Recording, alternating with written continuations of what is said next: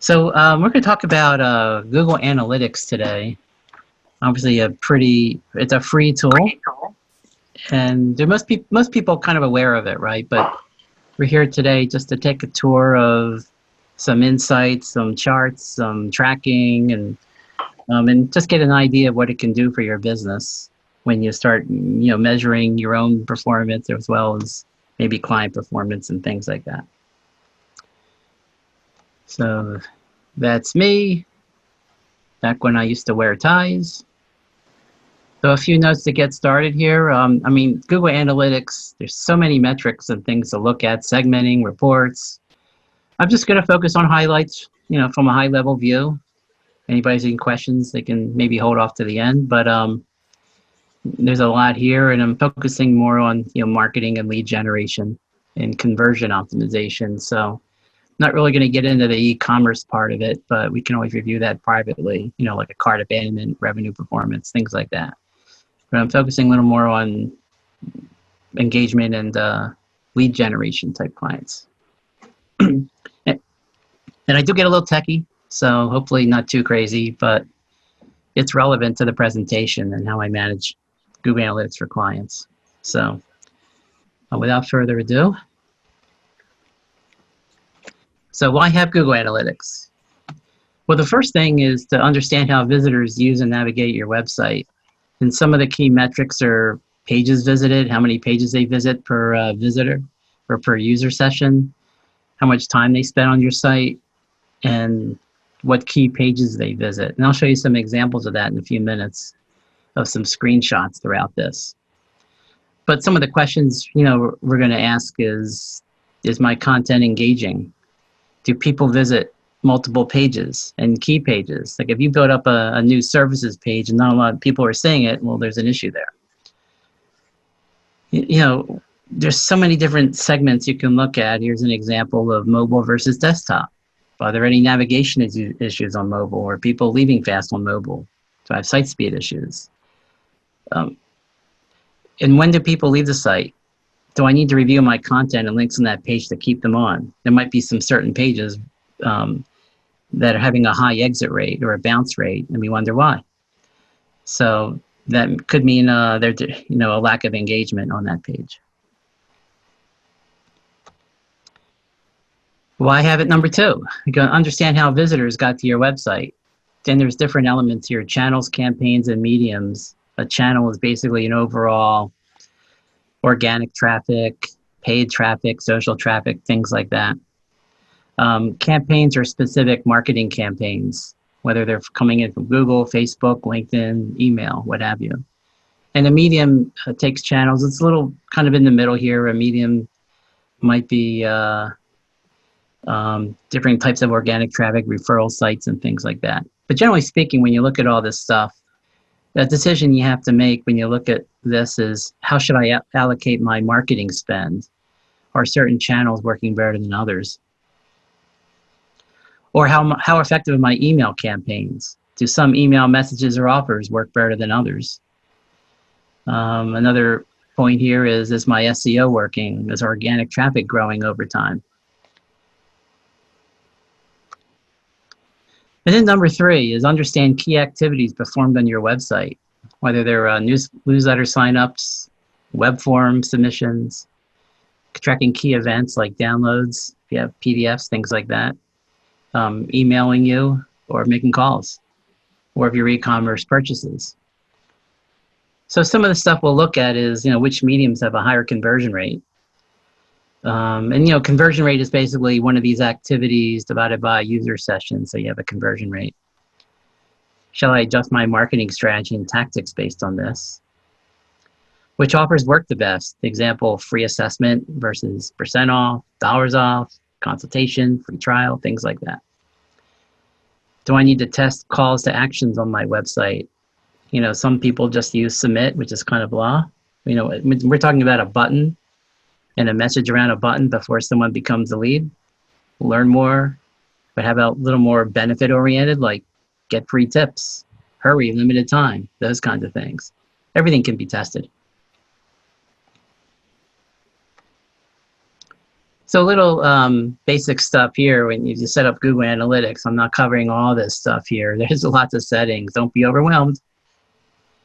But a couple here is under, under settings of website profile is just make sure the bot filtering is checked so we don't get bad traffic to your website. And actually, this example is from another client where they had a lot of weird referral domains coming in from bots, so we excluded those as well. And another thing, a lot of people forget this, is you can exclude the IP address of your office or your home so you don't track that traffic on your reporting. You can exclude that so you really purely see other people coming to your site. And again, this is all in the setup. They're the most important elements I look at. Conversion goals are obviously where it's at with me, and it's probably a key metric to measure lead generation, purchases, or even key buyer intent activities. So there's a couple ways to set this up. The easy way is have a confirmation page or a thank you page, which you've seen if you fill out a form. It's a separate page that confirms that the lead has been captured or a purchase. And usually the URLs have a confirm or URL in the URL, so the thank you. So here's an example of mine. So this is on Google Analytics, and I'll show you examples called a destination goal. That's the easy part to track. It's the page visit. But don't think designers get away that easy though. Because many websites and other activities, you need events. These are event activities. These are key activities that occur without a destination page. You've seen them. Thank you. They're like pop-up pages after you fill out the form. For the layman, it's hard to track that way, so you need extra tools in order to track these kinds of conversions. And yeah, I'm a little funny with the developers, because actually, personally, I like thank you pages, because then you get to maybe cross-sell your blog and social media platforms and things like that, versus just a quick little thank you page or a pop-up. If you're a website that relies on email submissions, email me for more information. That's an event, and that can be tracked through. We can track mobile phone calls, PDF downloads, even a calendar schedule event, and chat activity. All these things can be tracked as events. So how do we do that? Okay, now for the techie side. So everybody can drink their coffee or have a drink, but I use a program called Google Tag Manager, and hopefully most people have heard of that. It's a way to track conversion events. But not only that, though, you can also, if you're advertising on Facebook and you're doing retargeting and things like that, you put code on this site, on this platform, and then it automatically tracks people who visit your site. So basically the bottom line is you ask your developer to put it on your website once, and then that's it. Then everything else we can manage ourselves. So we don't have to bother them all the time and save you money.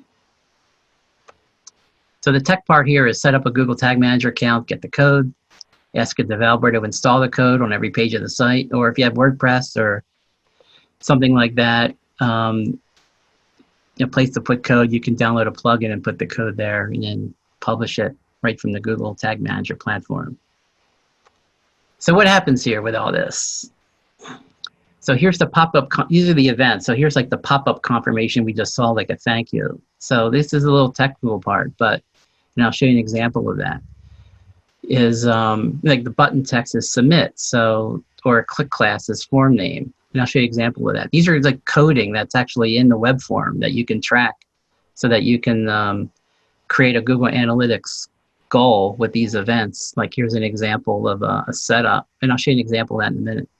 Button, click, submit, because events are set up basically in 3 categories: an event category, an event action, and event label.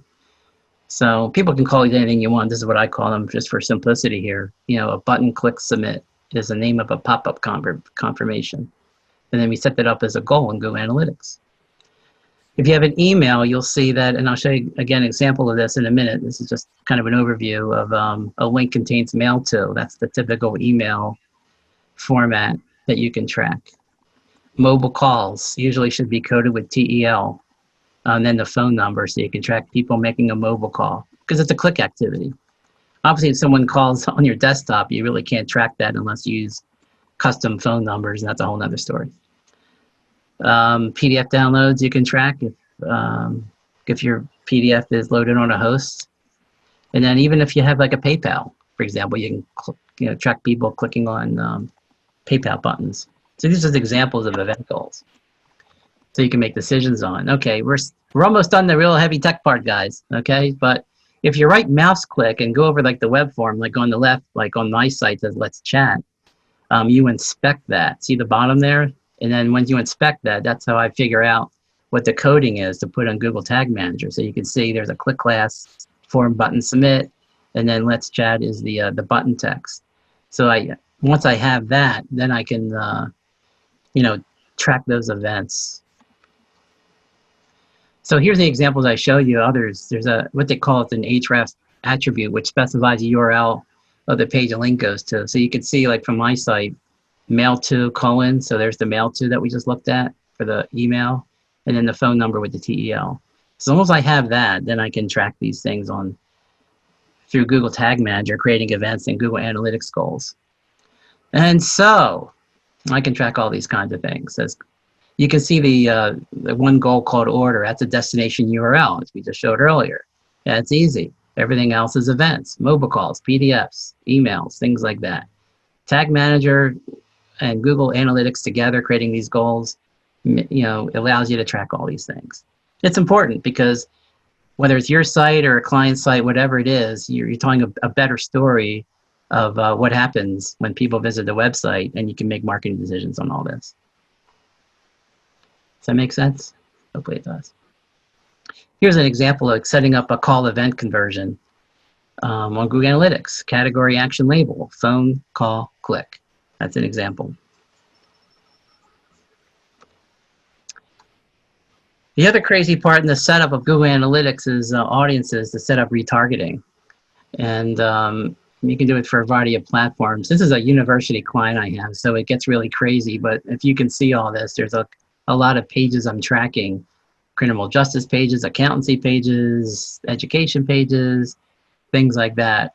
I'm not going to go too detailed here, but you can, with a client large enough, you can track all users, you can track specific page visitors, and you can track people who do not convert. You can track people who download PDFs, so you can customize retargeting campaigns based on audience behavior. Like if I visited an MSN, Masters of Science in Nursing page, I can retarget those people with a relevant message, with an offer to come back and apply, that kind of thing. So that's really important if you're going to do retargeting, is to create very specific audiences. Here's an example here. Go ahead. Paul, can you give a quick explanation of retargeting? Yeah, sure. So retargeting is basically if someone visits a website and they do not perform a desired action, like a conversion, you can bring them back to your site, especially if they're researching other vendors, maybe with another offer to remind them that you exist and they haven't made any decisions yet. They can come back and perform a conversion. Maybe it's a special landing page with a free trial or a free assessment or something that's a little bit different than you already saw. Because the whole idea of retargeting is to try to get extra conversions from people who didn't make a decision the first time around. Does that make sense? Yes, thank you. Okay, good. So conversion goals and retargeting, okay? So that's basically the setup that we need, for any client. Then we're just going to go through a number of various screenshots of example reports. So this is in the audience section of Google Analytics. Here's gender, for example. Everything here, you can choose the acquisition, users, and a session. Like a user is a very specific person. A new user is they haven't been to your website. And a session is a user who's been to a session, like an average of 30 minutes, I believe, is a user session. Behavioral bounce rate is when somebody goes to your site and leaves right away after visiting one page. pages per session is what we spoke about before, how many average pages per visit, and the average session duration. But of course, with me, the last two columns is the goal conversion rate and number of goal completions. And you can choose different goals there. This is like an example called order. But whatever those goals are, this is important stuff to look at. If you're targeting, you want to see basically some of this audience reporting allows you to decide if there's any big differences between male and female, for example, because that'll affect possibly your advertising campaigns. I know in Google, Facebook, and other channels, God, even LinkedIn, you can target gender if you wanted to and do a male audience versus a female audience. It all depends on the product or service, right? But it's important to look at this stuff and make a decision on budget allocations if there's enough of a significant difference. Here's another one, age. So again, the big thing is for me, it's the conversion rate. It's not just the number because it depends on how much you're spending there, but I'm huge on conversion rate. And you see, this is one's pretty significant here. It's over 2%. This is adults 45-54. Where some of these are a little smaller. It's interesting, 55-64 is smaller. But again, these are the kind of things over time. You don't want to make a decision after a week's data, but maybe a few months just to have some trends. So you get an idea of who's converting. And then again, you can spend a little bit of money, market reallocation, if you can target these kinds of ages like you can with Google and Facebook and things like that. Then you reallocate accordingly based on conversion rate. Other than that, it's also interesting. So, but here's one that's also important too. This kind of makes sense anyway. We talk about retargeting. So this is visitor type. So you have a new user and a returning user for visitor. Obviously, for a typical website, you can get a lot more new visitors coming in. And of course, the conversion rate is going to be low because they're probably researching. Where the returning visitor knows who you are already. You need to come back through retargeting, maybe through email, organic traffic. You have a brand, and so they come back. So of course, the conversion rate is going to be higher. So really, if the goal is to get a new visitor to get a increased conversion rate, so then we go back, what can we do? Is it the mobile site? Should we have an easier mobile form? Look at the navigation, the messaging. Is it, the proof and trust factors, as I call it, which is like testimonials, associations you're in, everything you can to look at your website and try to increase the conversion rate of a new visitor. Otherwise, they're going to leave. I mean, that's what we call zero moment of truth, really, is that decision to either click submit or just leave and say goodbye, right? Like, why did they leave? Now, they could be researching other competitors, or maybe just because your landing page or website just didn't engage that prospect well enough. I mean, 1% is probably pretty low, especially if you're talking about downloads and orders and things like that. So we have to look at that, and we have to study it and decide whether we want to test it. Do we have the best practice conversion rate optimization factors to encourage someone who's a first timer to come back for a first timer to convert while they're on the site? So again, like I said, it's a review of messaging, it's a review of your proof, trust, all those other things. That's what we do. It's called conversion rate optimization for a reason. Okay. Device is always interesting too.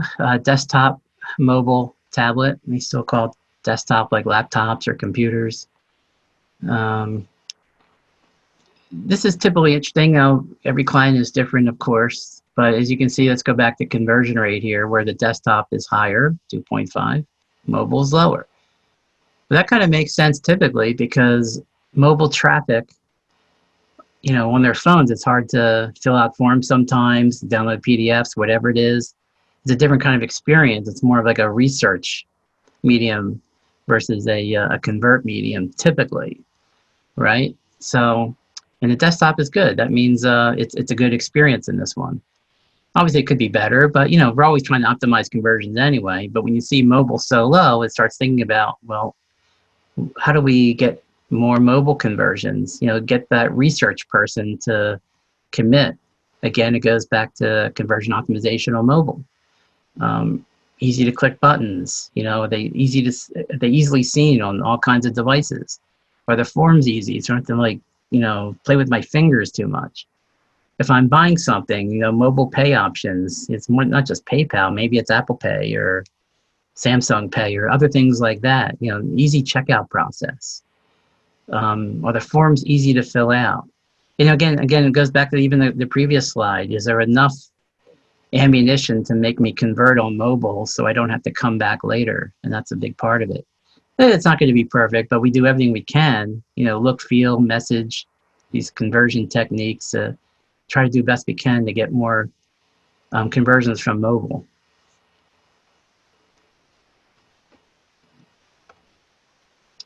Okay, the next part of Google Analytics is acquisition.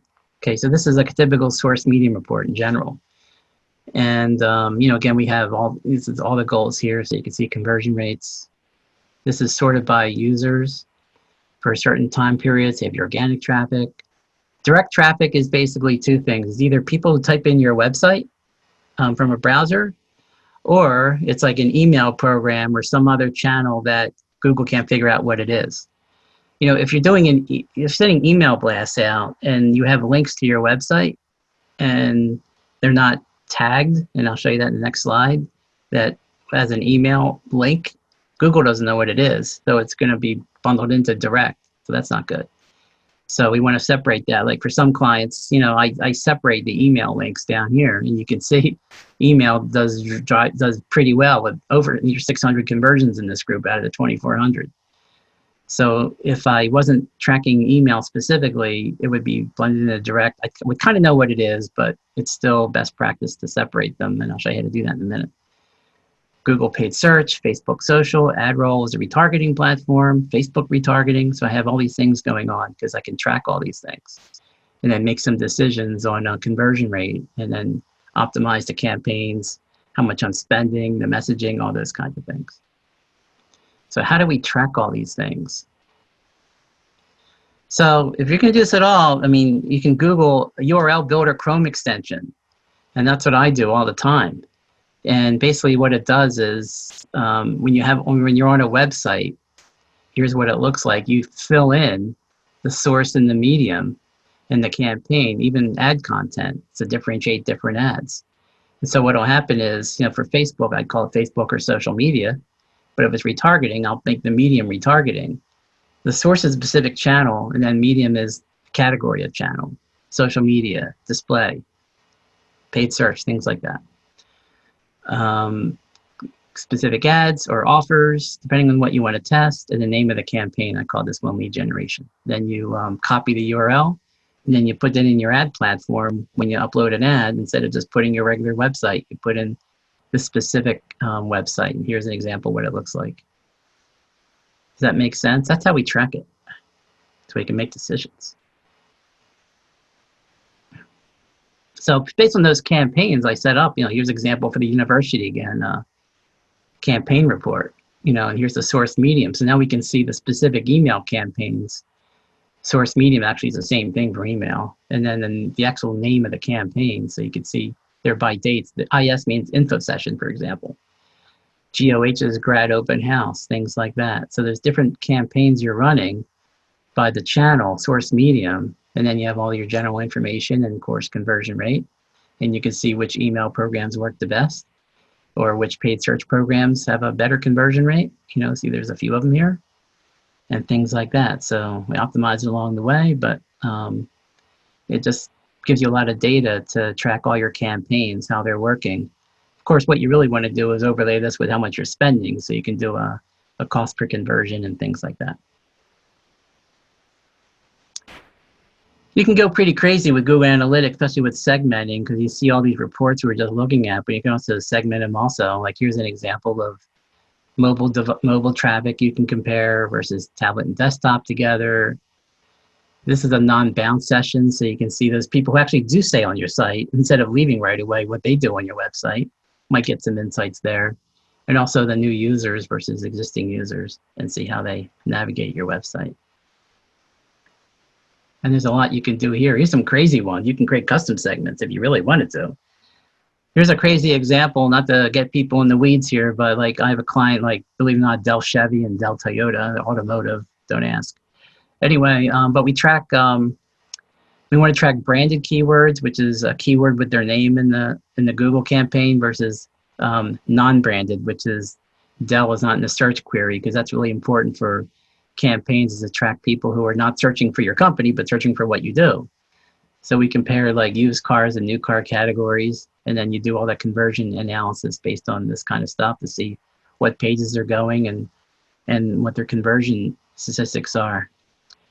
By the way, here's another one I wanted to bring up, by the way, because sometimes the Google Analytics data is not as, especially when you talk about bounce rate and pages per visit, can be a little odd, because if you're getting people to your blog, well, guess what? Blogs are typically one page, right? You know, hopefully you're lucky that they can visit other pages after visiting your blog, but if you wanted to track your actual website and do not count your blog, you can certainly do that. Like here's a segment just reaching your blog page.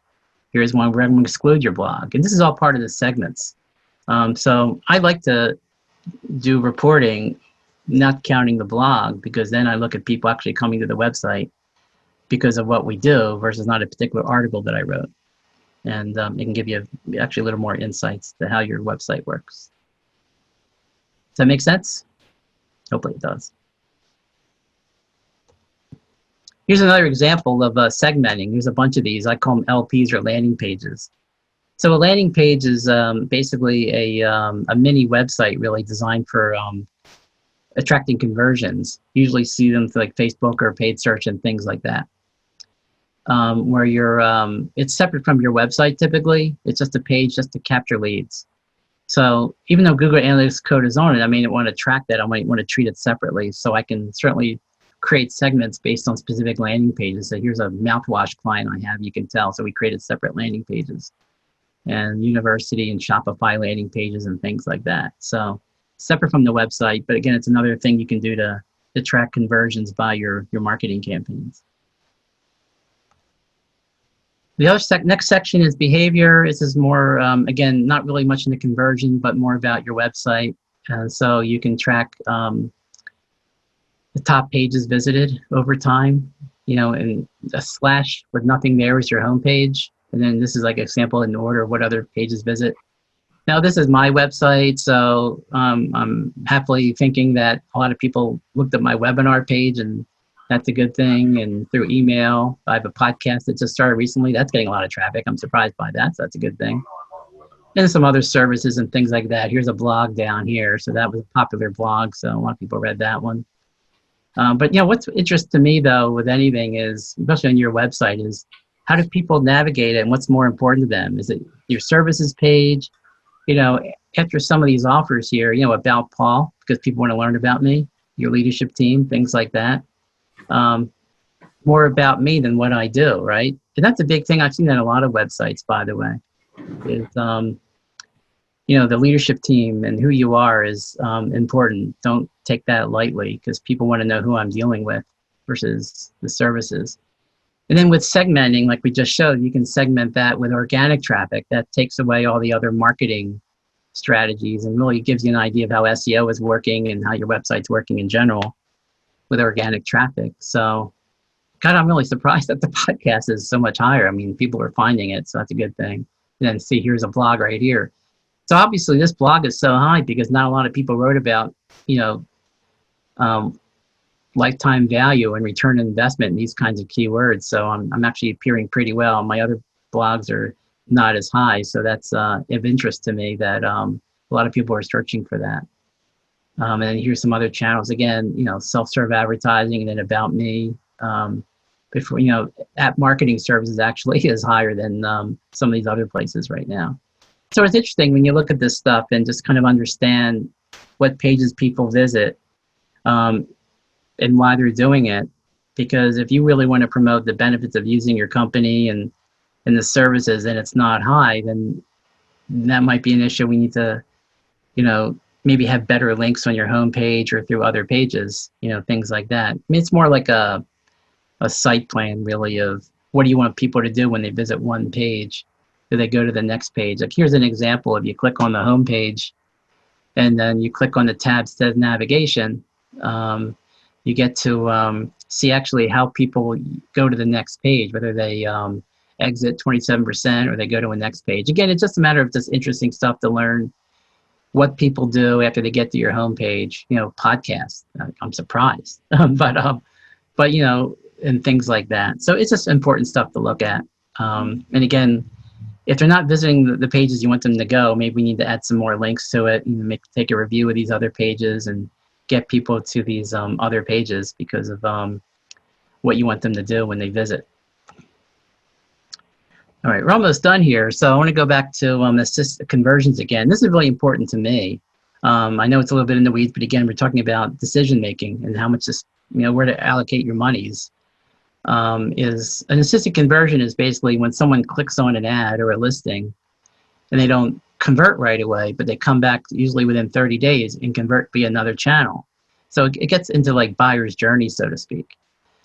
So in this kind of screenshot, you can see that a lot of these channels have assisted conversions. So that, and then here's like the last click conversion, as they call it. The last click conversion is basically I visited your website once and I converted. An assisted conversion is I didn't convert yet, but I'm going to convert later. So that's really important because if you're only making decisions in the last click conversions and you don't count assisted conversions, you're probably missing the full story of how you're spending your money in marketing. So it's always good to look at that. And Google My Business is pretty huge too here.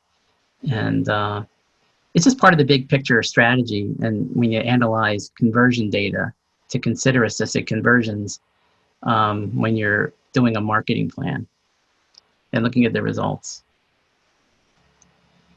I'm not going to go too crazy here, but there's some fun reports here about channel path. And this is just based on two channel paths before they make a conversion. So it's a similar assisted conversions. It's just interesting to see what group has the highest number of conversions. Organic traffic, then direct, organic, then referral, email, then direct, things like that.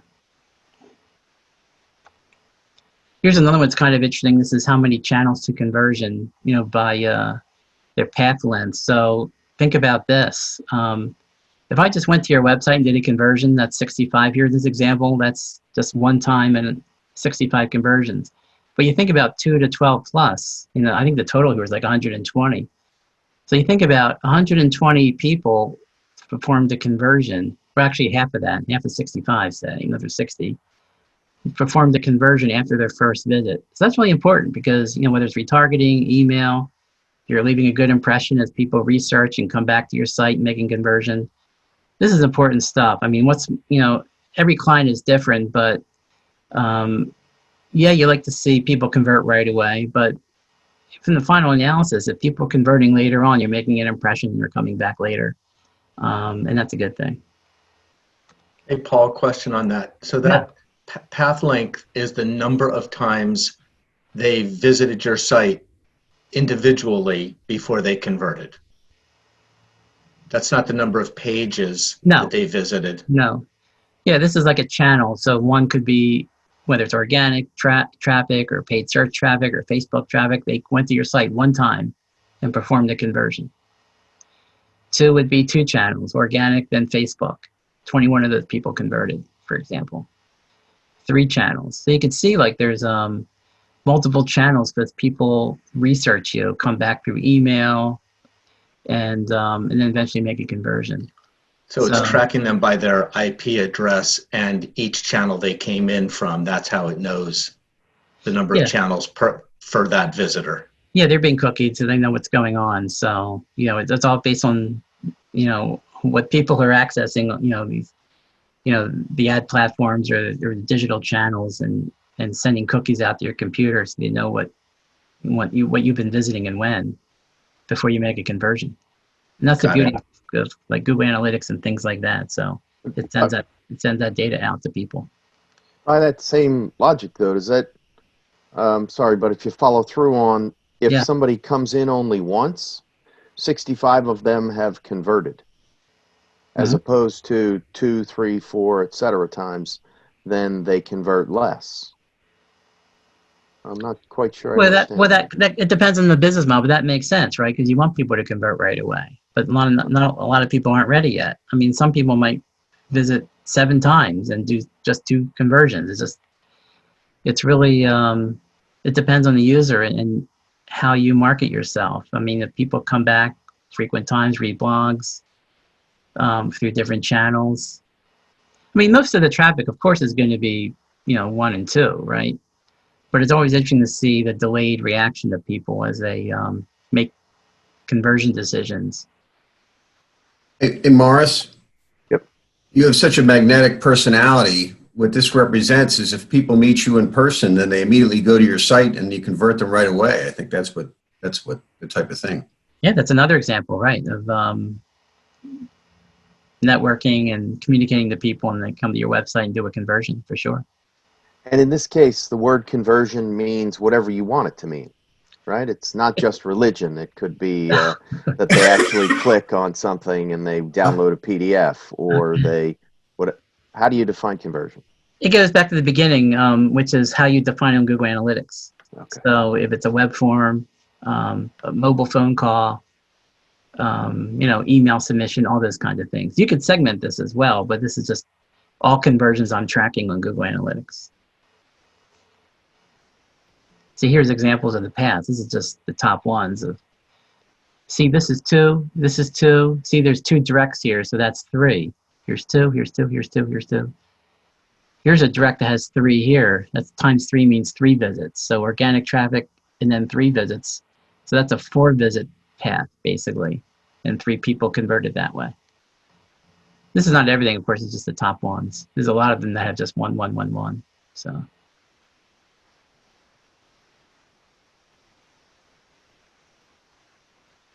Does that make sense?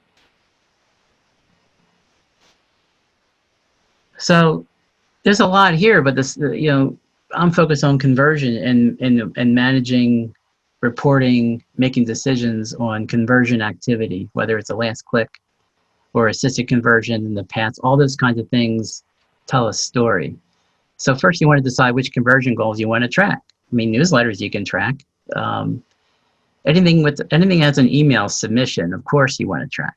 And then everything else, if you're big on email and phone call activity, call Morris right now for a custom quote, then you want to track the calls. And set that up with Google Tag Manager, because they're events. You can't do that just with Google Analytics. You need Tag Manager to set up these events. Combine marketing spend with conversion rate metrics and assisted conversions for a proper marketing channel decision making.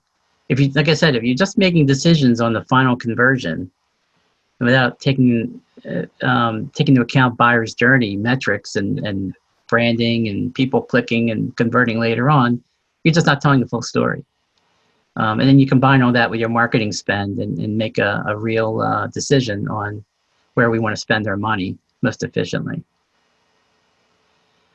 And part of this conversion optimization is, reviewing your offers, your website, landing page messages, the whole what's in it for me deal. Are you relating to your prospect? Are you talking to them? Do you have proof, testimonials, case studies, associations, award-winning badges, whatever it is, all those kinds of things all work together to increase engagement and conversion rates. And if you need to do A/B testing, we didn't get that far with that, but you can certainly, with other tools out there like Google Optimize and other things, you can test messages and test landing pages and things like that. Didn't want to get too much in the weeds there for this initial presentation, but there's lots of things you can test.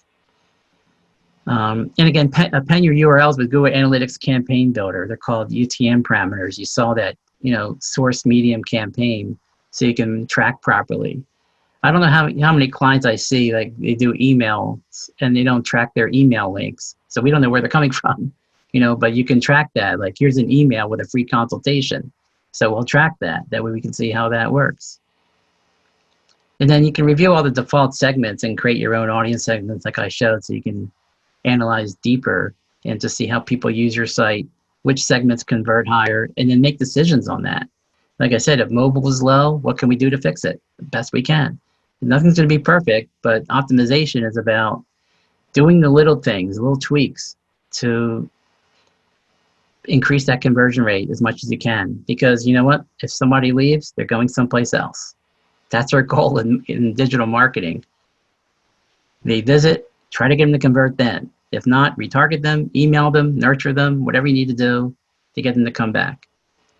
Hopefully, even with a special offer. And that's basically what digital marketing is.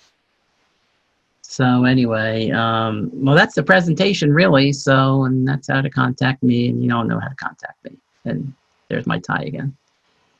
So actually that phone number got to change because I'm not doing that anymore. Paul, we had one question from the group, and it was specifically to recommendations for B2B folks instead of B2C. Is there anything that they can do differently?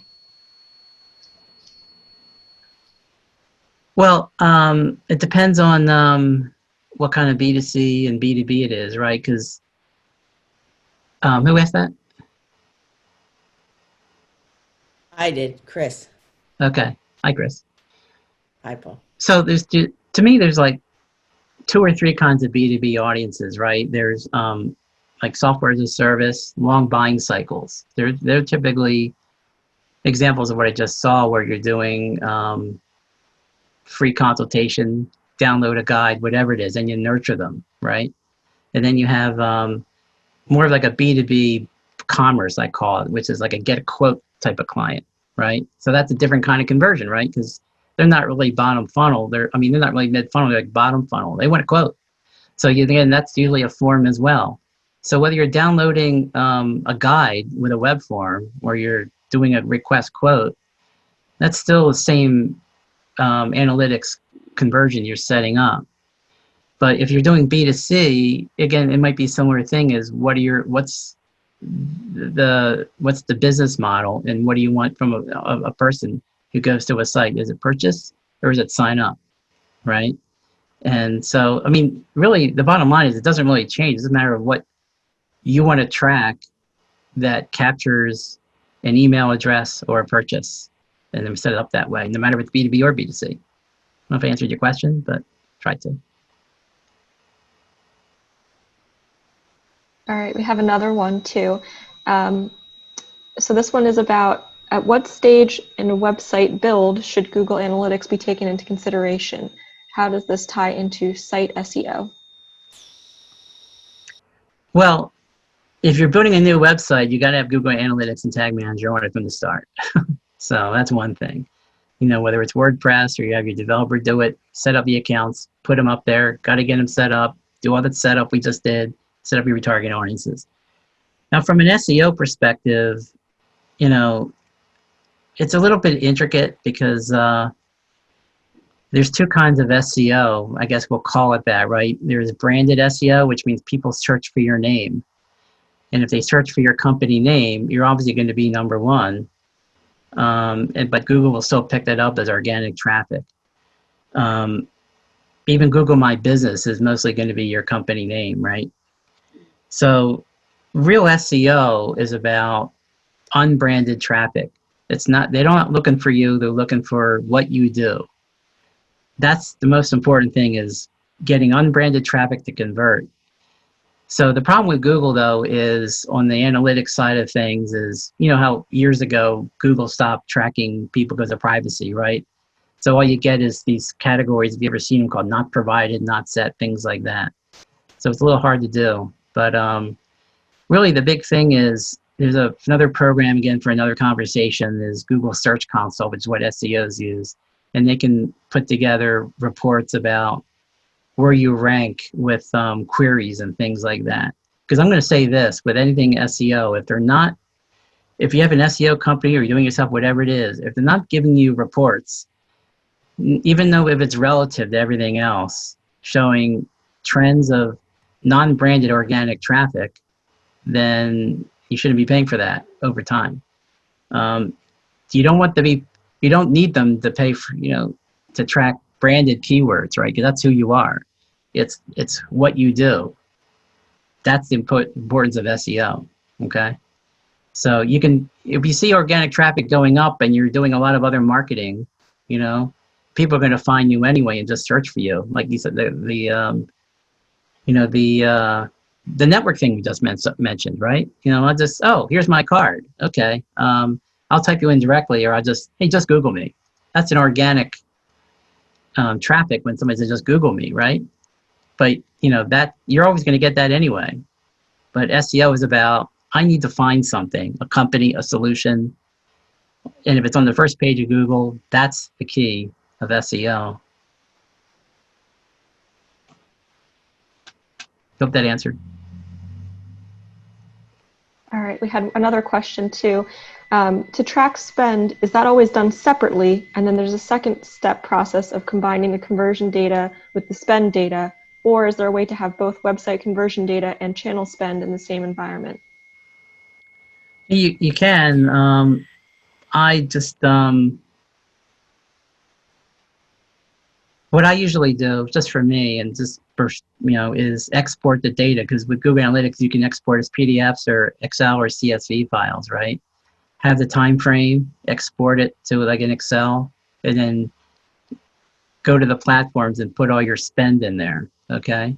It could be just media spend, or it could even be content spend, or whatever it costs to build a program, and then just align them up, so you have columns, sessions, media costs, leads, sales, whatever it is, and then perform your cost per click, cost per conversion, and ROI, return of ad spend there. I mean, there's some programs you can upload, like if you're linked to Google Ads anyway, then you can, the cost data is already there. But for any other channel, it's usually not there. So you can do it manually. That's what I do.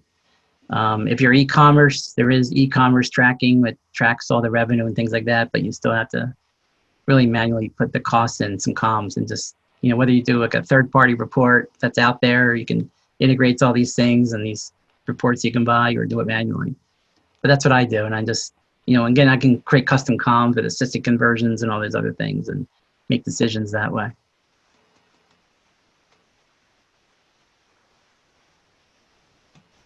Oh, can you give us some idea of, you have a business, you have a website, but now you're saying, oh, that's Paul guy, he got some cool stuff here. Maybe I should do something along these lines. Just kind of the basics of, yeah, I got Google Analytics, but it says direct or organic or something like that. So I want to break it down a little further. How much time does it take? How much should it cost? Well, I'm not going to go into cost. We can talk about that separately. But it's really, it's like you saw with the URL builder, right? The difference, we're talking about direct traffic, right? And that's all about tagging your emails properly. And if you do that correctly, then you can, Google Analytics will pick that up automatically, because it's picking up the appended URL. I'm not sure if I answered your question, but you can talk to me offline if you want. Paul, I think I have a related question. So at my organization, we very recently launched a new upgraded and updated website on the WordPress platform. We worked with a developer. It's a pretty robust website, and it does have forms and PDFs that people can download and things like that. I know that analytics is installed. I have a person who works for me doing communications work who kind of managed the project from our side. Would you work with a client, say, for example, we wanted to contract with you to consult with us and make sure that we've set up our analytics correctly to track conversions and to track the right paths and to have the audience segments that we want? Is that a service that you could provide? Of course. Happy to do so. Okay. I appreciate that. Yeah, we will talk separately. Okay. Paul, with something like Beacon site, it's called Your Membership or something like that. It's a third-party software as a service site. Should they be helping an organization tie in? If you've built your site in Wix or GoDaddy or some, it's a real basic site, then do you get support from those kinds of places in order to do these kinds of things, or it's up to the end user? So are you saying if your platform has help services, they could help you integrate. It all depends on what their service providers do. I mean, I'm not sure if I understand the question, but I mean, if it's a pre-built kind of site that it's not WordPress, it's not, code.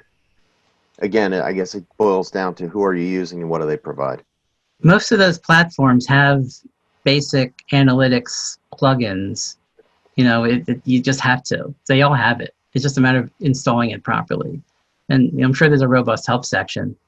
I do mostly WordPress stuff, and there's plenty of plugins. You don't have to worry about coding. It's just tag manager and analytics plugins. Put them in there. They're on the site. Nothing else, right?